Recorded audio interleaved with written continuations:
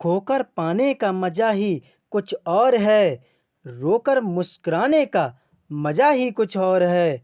हार तो जिंदगी का हिस्सा है मेरे दोस्त, हारने के बाद जीतने का मजा ही कुछ और है।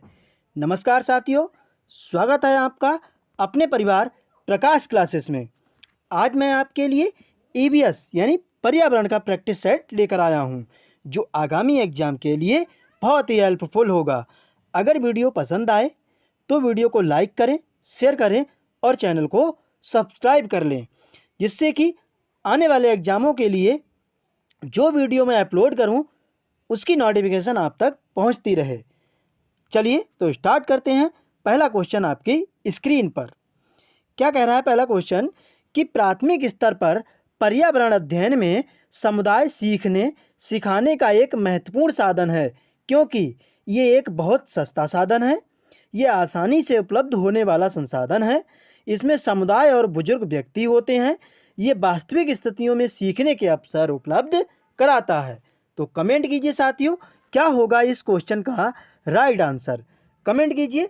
वेरी गुड, यानी कि क्या हो जाएगा? ये वास्तविक स्थितियों में सीखने और सिखाने के अवसर उपलब्ध कराता है। ठीक है साथियों, तो इस क्वेश्चन का राइट आंसर क्या हो जाएगा?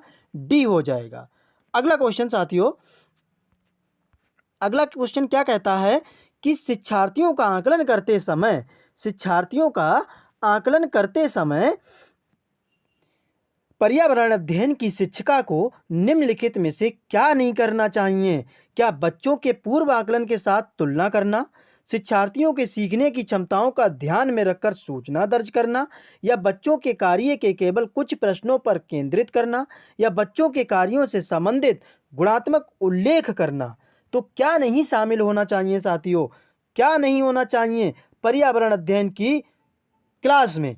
कमेंट कीजिए। वेरी गुड, यानी कि बच्चों के कार्य केवल कुछ पक्षों पर ही ध्यान केंद्रित करना, यानी कुछ और केवल, ये क्वेश्चन आपके साथियों पेडागोजी में गलत साबित होते हैं। ठीक है, अगला क्वेश्चन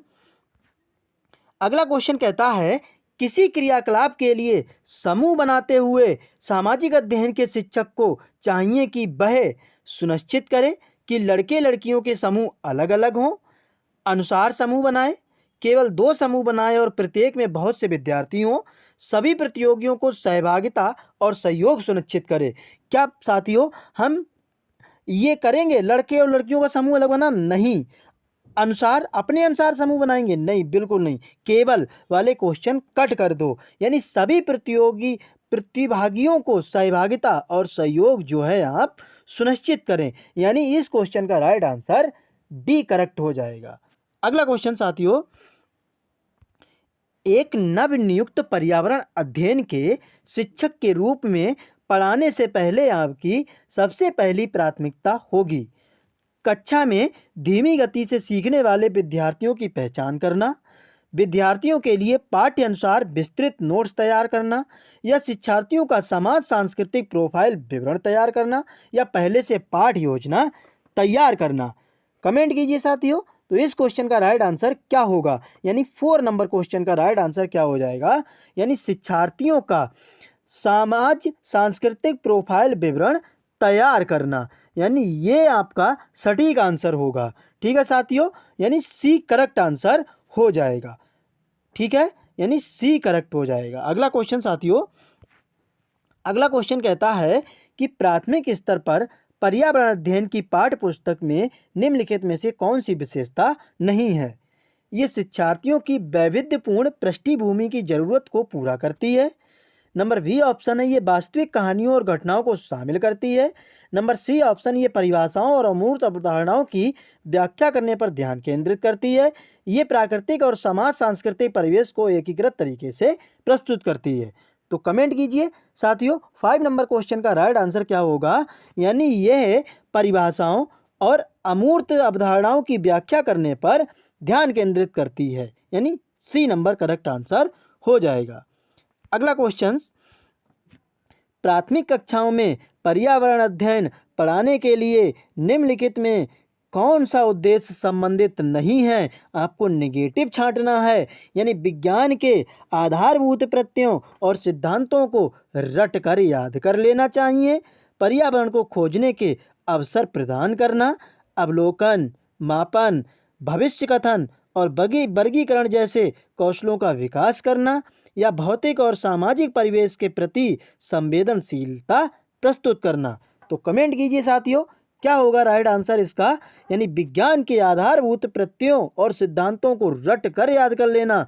रट कर याद करना यानी रट कर याद करना। केवल वाले शब्द साथियों निगेटिव होते हैं। कैसे निगेटिव होते हैं? यानी इनको सही नहीं माना जाता, हमसे नहीं पूछा है, तो यही हमारा राइट आंसर हो जाएगा। अगला क्वेश्चन साथियों, राष्ट्रीय पाठ चर्चा रूपरेखा एनसीएफ 2005 ने कक्षा 1 और 2 के लिए पर्यावरण अध्ययन के किसी पाठ्यक्रम या पाठ्य पुस्तकों की संस्तुति नहीं की है। इसके लिए सबसे उपयुक्त कारण क्या होगा? क्या पाठ्यक्रम का भार कम करने के लिए, या पर्यावरण अध्ययन केवल कक्षा 3 से आगे की कक्षाओं के लिए, या कक्षा 1 और 2 विद्यार्थी पढ़ना लिखना नहीं जानते, या संदर्भ युक्त अधिगम प्रवेश प्रदान करना? तो क्या होगा इस राइट आंसर 7 नंबर का। यानी कक्षा 1 और 2 के शिक्षार्थी पढ़ना लिखना नहीं जानते, इनके लिए क्या होगा एक उपयुक्त कारण है। ठीक है साथियों।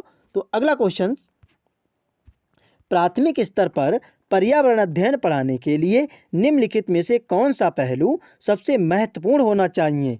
क्रियाकलाप संचालित करना तथा कौशलों का विकास करना, आकलन में सफलता प्राप्त करना, विज्ञान की आधारभूत संकल्पनाओं को समझना, या फिर सीखने वालों को प्राकृतिक और सामाजिक सांस्कृतिक पर्यावरण को जोड़ना?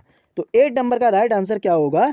सीखने वालों को प्राकृतिक और सामाजिक सांस्कृतिक पर्यावरण को जोड़ना, यानी डी नंबर करेक्ट आंसर हो जाएगा। अगला क्वेश्चन साथियों वीडियो को लाइक करें, शेयर करें और चैनल को सब्सक्राइब कर लें। मैं आपकी फ्री तैयारी कराऊंगा हर एग्जाम की। भारत का सबसे पुराना एनजीओ आधारित संरक्षण अनुसंधान कौन है? विज्ञान एवं पर्यावरण यानी EASC केंद्र नई Delhi, Bombay natural history society यानी VNHS मुंबई, या पश्चिमी विज्ञान और प्राकृतिक इतिहास यानी कोयम्बटूर सलीम अली केंद्र यानी सैक्रोन, और भारतीय वनस्पति सर्वेक्षण VSI? कमेंट कीजिए साथियों, बहुत ही इंपॉर्टेंट क्वेश्चन है। 9 नंबर का राइट आंसर क्या हो जाएगा? बॉम्बे नेचुरल हिस्ट्री सोसाइटी यानी VNHS। VNH और S कहाँ है? ये मुंबई में है साथियों। कहाँ? मुंबई में है। ठीक है। अगला क्वेश्चन, भारतीय वनस्पति सर्वेक्षण यानी VSI का मुख्यालय कहाँ स्थित है? बहुत ही इंपॉर्टेंट क्वेश्चन है। कहाँ है? क्या मुंबई, क्या पुणे, हैदराबाद, या फिर आपका कोलकाता? मैं तो बात करता हूँ भैया कोलकाता में स्थित है। ठीक है। कमेंट कीजिए साथियों, वेरी गुड, यानी बहुत अच्छे से कमेंट किए हैं आप लोगों ने। अगला क्वेश्चन, यानी कि क्या दिया है? निम्नलिखित में से कौन सा वाक्य परिवार के लिए उपयुक्त नहीं है? यानी what is not the correct for family? क्या परिवार मूलभूत आवश्यकता की पूर्ति में है? क्या सामाजिक, आर्थिक और शैक्षिक मूल्यों की स्पष्ट तस्वीर हो? या मानवतावादी मूल्यों को नहीं सिखाता है? या इनमें से कोई नहीं? तो इसमें से ऐसा कौन सा नहीं है जो परिवार का होना चाहिए, परिवार का नहीं है? यानी 11 नंबर का राइट आंसर क्या हो जाएगा? यानी कि मानवतावादी मूल्यों को नहीं सिखाता, ये बात गलत है। अरे परिवार से ही तो बच्चा सीखता है साथियों। अगला क्वेश्चन, निम्न में से किस कारण से परिवार को दूसरे शहर में स्थानांतरित होना पड़ता है? परिवार में विवाह, माता पिता का स्थानांतरण, बच्चे का जन्म, या बच्चे की शिक्षा? तो 12 नंबर क्वेश्चन का राइट आंसर क्या हो जाएगा? यानी जो ट्रांसफ़र है, पेरेंट्स के ट्रांसफ़र हैं, उनकी वजह से ही परिवार को क्या करना होता है? दूसरे शहर में स्थानांतरित होना पड़ता है। ठीक है साथियों। अगला क्वेश्चन क्या कहता है? संयुक्त परिवार की बढ़ती प्रवृत्ति के विघटन का मुख्य कारण क्या है? यानी कि what is the main catches of deteriorations of the growing trend of joint family, तो क्या होगा? Today lifestyle, today young man except everybody, या इंडियन कल्चर, या ऑल ऑफ द अबोव। तो 30 नंबर राइट आंसर क्या हो जाएगा? आज की जो जीवन शैली है यानी जीवन शैली है वही संयुक्त परिवार की बढ़ती प्रवृत्ति के विघटन का मुख्य कारण है। ठीक है साथियों, अगला क्वेश्चन, अपने परिवार से क्या सीखते हैं? What do we learn from our family? हम अपने परिवार से क्या सीखते हैं? काइंडनेस, हॉनेस्टी, कस्टम, या all of the above? Comment कीजिए साथियों। अरे परिवार में हम दया भी सीखते हैं, ईमानदारी भी सीखते हैं, रीत रिवाजें भी सीखते हैं, तो इसीलिए इस क्वेश्चन का राइट आंसर उपरोक्त सभी हो जाएगा। अगला क्वेश्चन क्या कहता है? What is family? परिवार क्या है? परिवार समाज का प्राथमिक समूह है, परिवार समाज का द्वितीयक समूह है, या ये सामाजिक संरचना की परिधि है, या उपरोक्त में से कोई नहीं। अरे परिवार की परिभाषा बहुत ही पूछी जाती है, यानी परिवार समाज का एक प्राथमिक समूह होता है, यानी इस क्वेश्चन का राइट आंसर ए हो जाएगा। अगला क्वेश्चन क्या कहता है? बिजनेस और बिजनेस के अनुसार परिवार यौन संबंधों द्वारा परिभाषित एक समूह है, ये सामाजिक संरचना की परिधि है, बच्चे वाली एक महिला और उनकी देखभाल के लिए एक पुरुष, या परिवार एक सामाजिक संस्था है। तो 60 नंबर राइट आंसर क्या हो जाएगा? बच्चे वाली एक महिला और उनकी देखभाल के लिए एक पुरुष होना चाहिए, यही बिजनेस और बिजनेस के अनुसार परिवार है। अगला क्वेश्चन यानी कि कहता है कार्टाजेना प्रोटोकॉल किसके सुरक्षित उपयोग, स्थानांतरण और हैंडलिंग के बारे में है? क्या नाभिकीय कचरा, क्या आक्रामक विदेशी प्रजातियां, संशोधित जीवित जीव, या फिर इनमें से कोई नहीं? तो कार्टाजेना प्रोटोकॉल जो आपका है संशोधित जीवित जीव के लिए है। ठीक है साथियों, अगला क्वेश्चन क्या कहता है? भारत दुनिया का सबसे बड़ा जैव विविधता वाला क्षेत्र है, भारत में दुनिया की प्रजातियों का कितने प्रतिशत हिस्सा है? क्या 2 से 3%, क्या 7 से 8%, क्या 11 से 12, या 15 से 16? सबसे ज़्यादा जैव विविधता आपकी साथियों कहाँ पाई जाती है? तो ये केरल में पाई जाती है, सबसे ज़्यादा जैव विविधता केरल में पाई जाती है। फिलहाल भारत 7 से 8% जैव विविधता वाला क्षेत्र पाया जाता है। अगला क्वेश्चन, बोरी वन्य जीव अभयारण्य किस प्रदेश में है? क्या मध्य प्रदेश, क्या महाराष्ट्र, उत्तर प्रदेश, या उत्तराखंड? तो बोरी वन्य जीव अभयारण्य आपका मध्य प्रदेश में स्थित है, और मध्य प्रदेश आपका वनों के लिए जाना जाता है साथियों। किसके लिए? वनों के लिए। ठीक है, अगला क्वेश्चन साथियों, आपकी स्क्रीन पर मोनोट्रॉल प्रोटोकॉल किससे संबंधित है? क्या व्हेल की सुरक्षा के लिए, क्या वन्य जीव सुरक्षा, ओजोन परत की सुरक्षा, या परमाणु युद्ध? तो ये ओजोन परत की सुरक्षा के लिए है, और ओजोन परत आपकी कहाँ पाई जाती है? समताप मंडल में पाई जाती है। कहाँ? समताप मंडल में पाई जाती है, और इसका रासायनिक सूत्र जो होता है साथियों वो O3 होता है। ये ठीक है साथियों, अगला क्वेश्चन, भारत में निम्नलिखित राष्ट्रीय उद्यान में से कौन सा व्हाइट विंग डक का अंतिम घर भी है? सलीम अली राष्ट्रीय उद्यान यानी जम्मू कश्मीर, नामेरी राष्ट्रीय उद्यान असम, घाना राष्ट्रीय उद्यान राजस्थान, और सुल्तानपुर राष्ट्रीय उद्यान हरियाणा। यानी जो सलीम अली है आपका जम्मू कश्मीर में है, नामेरी राष्ट्रीय उद्यान असम में है, घाना राष्ट्रीय उद्यान राजस्थान में है, और सुल्तानपुर राष्ट्रीय उद्यान हरियाणा में है। फिलहाल 21 का आंसर क्या हो जाएगा? नामेरी राष्ट्रीय उद्यान असम, जो आपका विंग डक का अंतिम घर भी है। अगला क्वेश्चन, बंगाली देसी किसकी हाइब्रिड वैरायटी है? क्या रुई, शीशम, जूट, या चना? तो ये आपकी रुई की बंगाली देसी हाइब्रिड वैरायटी होती है। अगला क्वेश्चन क्या कहता है? शहतूत शॉल की गुणवत्ता और मांग के कारण कौन सी प्रजाति खतरे में आ गई भैया? क्या ब्लैक बक, क्या चिरू, या उपयुक्त दोनों? तो 23 का राइट आंसर क्या आ जाएगा? चिरू। ठीक है साथियों, अगला क्वेश्चन, भारत में कितने जैव भौगोलिक प्रक्षेत्र हैं?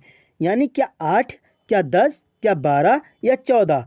तो कितने जैव भौगोलिक क्षेत्र हैं साथियों?